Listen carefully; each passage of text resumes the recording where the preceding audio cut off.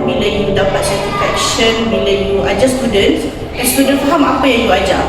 So itu adalah satu kebahagiaan dan achievement yang tak boleh dibayangkan. Because I believe a small moment can shape a big futures. Kita terinspirasi daripada cita-cita saya tu adalah daripada seorang guru saya daripada sekolah menengah. Dia yang membuatkan saya berjaya dalam subjek bahasa Arab sehingga saya mendapat D. Saya nak menyampaikan message ataupun ilmu kepada student. I choose to become a teacher because I love helping students to learn and grow. I choose to become a teacher because I want to make difference in student life. I choose to become a teacher because I believe it's a small way for me to serve.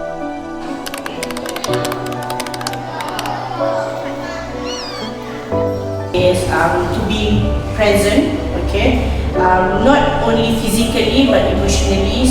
Guide and a listener. Selain daripada mengajar, guru juga adalah tempat mendidik. Guru ni bukan sekadar menyampaikan ilmu mengikut silibus, tapi dia juga mendidik jiwa dan akhlak murid itu sendiri.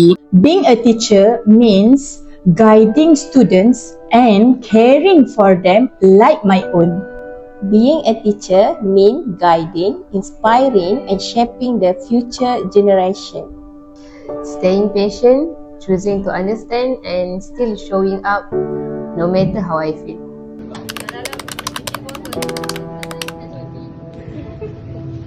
But be kind, beradab, be resilient, and please bila dah besar ke, when you are in any place, jangan malu bertanya dan juga adab adalah nombor satu. My hope my student being individuals who not only has confidence but also carry a strong sense of purpose and empathy. Okay, harapan saya sebagai seorang guru, of course lah saya nak anak-anak murid saya, anak didik Azhara keluar daripada Azhara dengan akhlak yang baik, selain daripada ilmu yang disampaikan tu bermanfaat bagi diorang. I hope my students successful and happy in their life.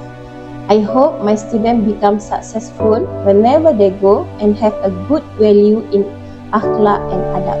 I hope they grow not just in knowledge but in values and adab.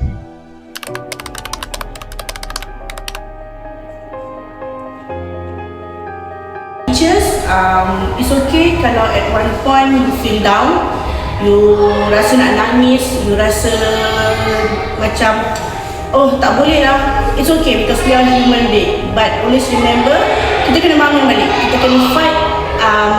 It's okay to take one day untuk kita nangis, let it out, but fight back. Happy Teachers Day untuk semua guru-guru di Malaysia. Semoga kita semua sentiasa diberi satu semangat yang tinggi, yang kuat untuk terus mendidik anak-anak bangsa. To all teachers, terima kasih kerana bersabar mendidik anak-anak generasi kini. Semoga Allah membalas seluruh kehidupan teacher dengan keberkatan dan ganjaran yang besar. Apa guru, siapalah kita. Happy Teachers Day. Keep believing in yourself and never give up. Good luck, teachers. Happy Teachers Day to all Azhara teachers and all teachers around the world. All teachers, especially my parents, Happy Teachers Day. Thank you for all of your sacrifice, guidance and endless support. Happy Teachers Day.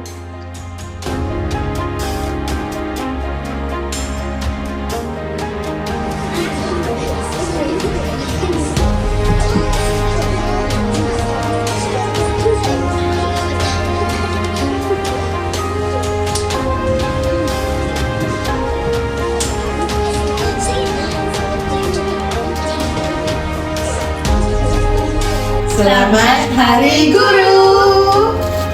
Selamat Hari Guru. Happy Teachers Day. Happy Teachers Day. Happy Teachers Day. Happy Teachers Day. Happy Teachers Day. Happy Teachers Day.